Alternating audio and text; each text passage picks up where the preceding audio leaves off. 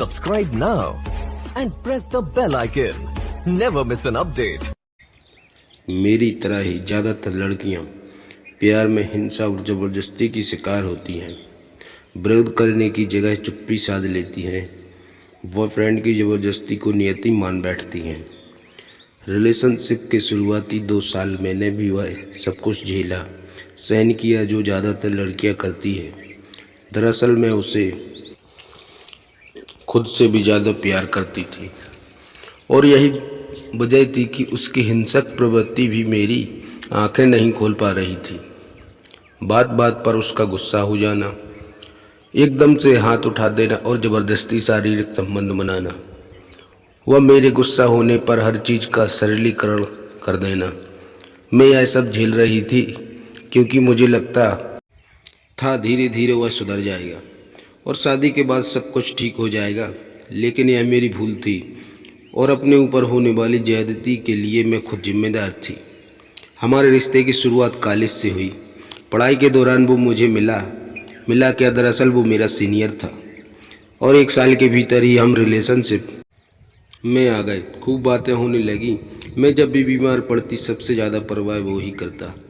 मुझे डॉक्टर के पास ले जाने से लेकर दवाई लाने और छोटी छोटी बातों पर हालचाल जानने तक ऐसा लगता कि दुनिया में मेरे सिवाय उसके लिए कोई दूसरी चीज़ मायने ही नहीं रखती है।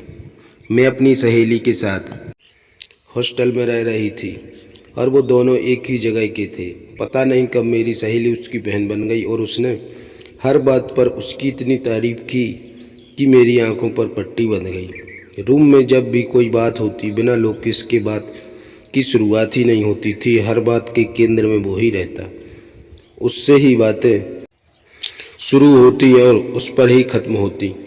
पता ही नहीं चला कि मेरे मन के भीतर वह एक नायक की भूमिका में कब बस गया। बाकी लड़कों से एकदम अलग लगने लगा। मैं अपनी हर छोटी छोटी बातें शेयर करने लगी। एक दिन भी तो बात नहीं होती तो भीतर निराशा का भाव जागने लगता। अंदर से न जाने कैसी बिजली कौंध उठती कि मैं आतुर हो उठती बात करने और मिलने के लिए। इस तरह मैं उसके साथ घंटों बिताने लगी। पता ही नहीं चला कब कॉलेज में उसका आखिरी साल आ गया। अभी आपके सामने उसकी बात कर रही हूँ तो एक क्रूर गुंडे की तरह उसका चेहरा मेरे आंखों के आगे उभर आ रहा है, जबकि उस वक्त ये ही वही चेहरा था जो मुझे बाकी सभी चेहरों से एकदम अलग और मासूम लगता था। खैर यादें काफ़ी लंबी हैं। साल 2013 था। हम राजड़ा फिल्म देखकर लौट रहे थे। सहेली भी साथ थी। हम हॉस्टल न जाकर सीधे उसके कमरे पर चले गए। यह सहेली का ही प्लान था और मुझे भी कोई आपत्ति नहीं थी।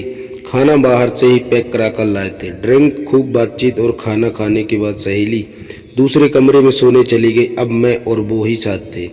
मैं उसकी बाहों में न जाने कितने सपने देखने लगी। वो कुछ और ही चाहता था और मैं तैयार नहीं थी। मैंने ऐसा कुछ सोचा भी नहीं था। इसलिए जब उसकी छेड़खानी बढ़ने लगी तो मैं एकदम से गुस्सा हो गई और सहेली के साथ दूसरे रूम में जाने लगी।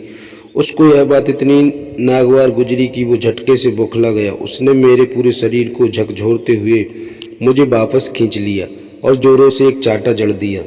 आंखों से बस आंसू ही बहते रहे। कुछ समझ में नहीं आया। दिमाग सन्न रह गया था।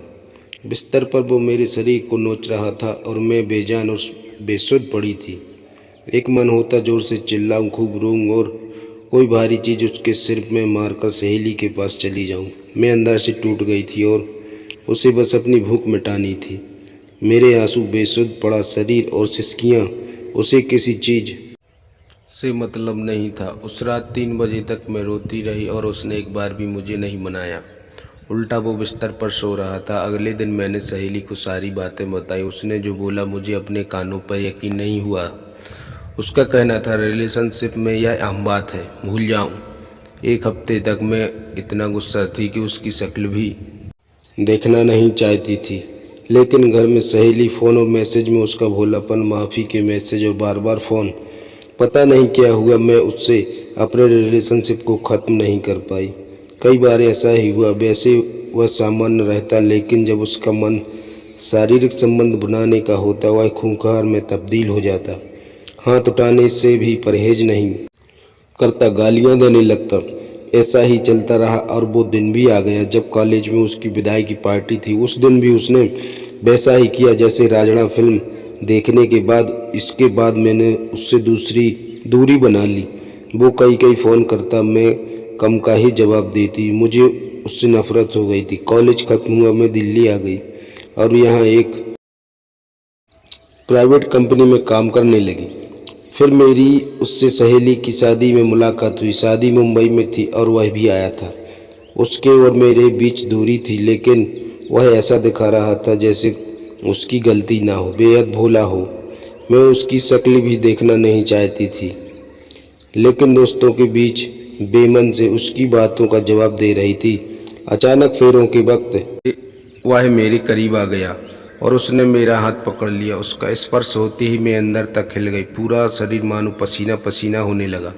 मैंने उसके हाथ को झटका और वहाँ से दूर हो गई। वह मुस्कुराता रहा। उसकी शक्ल अभी भी भोली लग रही थी, लेकिन अंदर से वो किसी जानवर से कम नहीं था जो सिर्फ शरीर का भूखा हो। ऐसी थी मेरे प्यार की कहानी।